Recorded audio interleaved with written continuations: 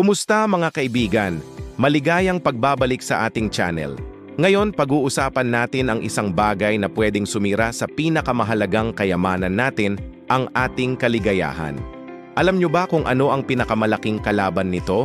Hindi ito problema, hindi ito pagsubok, kundi ang sobrang pag-asa natin sa ibang tao.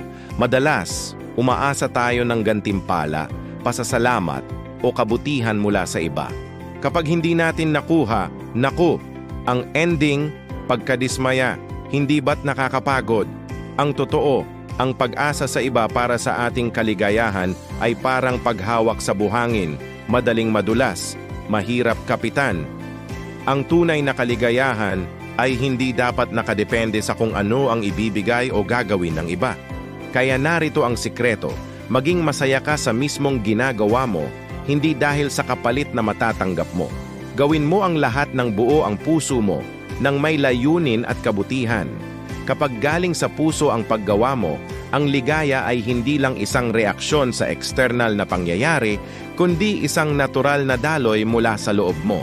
Ang tunay na saya ay bumubukal mula sa pagiging makabuluhan ng iyong mga aksyon, at hindi sa kung anong bonus ang makukuha mo. At heto pa ang isang malakas na tool, ang pasasalamat. Magpasalamat sa kung anong mayroon ka ngayon. Hindi sa kung anong wala, hindi sa kung anong inaasahan mo pa lang, kundi sa mismong kasalukuyan mo. Dahil ang pasasalamat ay susi sa tuloy-tuloy na kaligayahan.